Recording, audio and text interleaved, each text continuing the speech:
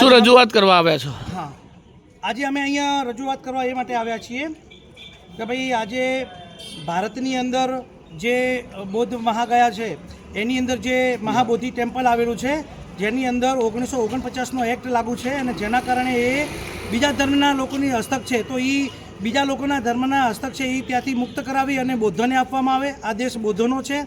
બીજું અમે આવેદન એ પત્ર લઈને આવ્યા છીએ કે ભાઈ જે કંઈ બુદ્ધ પૂર્ણિમાની રજા છે તો અમને બુદ્ધ પૂર્ણિમાની રજા આપવામાં આવે.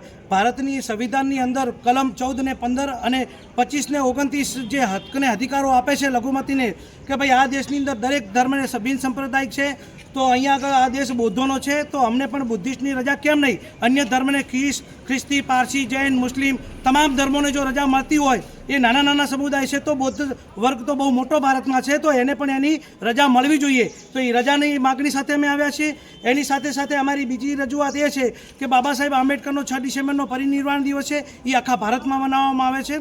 તો ભારતના તમામ જે કંઈ SC ST OBC લોકો બાબા સાહેબના પરિનિર્વાણ દિવસને માને છે, તો એ દિવસની પણ રજા અમને મળવી જોઈએ. રજાની પણ મંજૂરી માટે અમે આવ્યા છીએ. એની સાથે સાથે ભારતની અંદર આજે અત્યાચારો થઈ રહ્યા છે, તો એ અત્યાચારોમાંથી ભારતના વ્યક્તિઓને મુક્તિ મળે, અત્યાચારો ઓછા થાય. આજે આપણે જોઈએ છીએ કે ભાઈ હિન્દુત્વના રાષ્ટ્રની અંદર રામ રાજ્યની અંદર જ્યાં રામ રાજ્ય ઉત્તર પ્રદેશમાં છે, ત્યાં પણ સબરી અને સીતા જેવી જે સ્ત્રીઓ છે એનું અપહરણ થઈ રહ્યું છે, એની હત્યાઓ થઈ રહી છે, તો આ પણ મુક્તિમાં આપવામાં આવે. અને બીજું સાથે સાથે અમારી વાત એ છે કે ભાઈ જે હિમાચલ પ્રદેશની અંદર ધર્મશાળાની અંદર જે પલ્લવી નામની છોકરી છે, જેની સાથે રેગિંગ કરવામાં આવ્યું છે, જેની સાથે જાતીય ઉત્પીડન કરવામાં આવ્યું છે, તેના આચાર્ય, તેના શિક્ષક દ્વારા તેની સાથે છે ને એ યૌન શોષણ કરવામાં આવ્યું છે, ને જેના કારણે દીકરી ડિપ્રેશનમાં રહી, જેની ફરિયાદો લેવામાં ના આવી, જેની FIR કરવામાં ના આવી, અને દીકરી લાંબા ગાળાના સારવાર પછી મૃત્યુ પામી છે.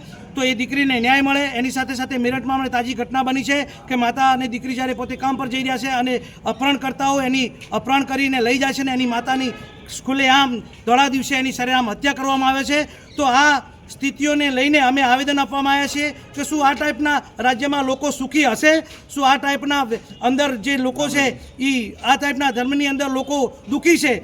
તો આની અંદરથી મુક્તિ મળે. અહીંયા આગળ જે સંવિધાન પ્રમાણે જે સંવિધાન ભારતનું ચાલે છે, તો સંવિધાન પ્રમાણે છે ને એની ચલણ થાય અને લોકો સુખ ને સમૃદ્ધિ સ્થપાય એવી અમે આશા રાખીએ છીએ. જય ભીમ, નમો બુદ્ધાય. શું નામ તમારું? મારું નામ પ્રવીણ ધારેજા.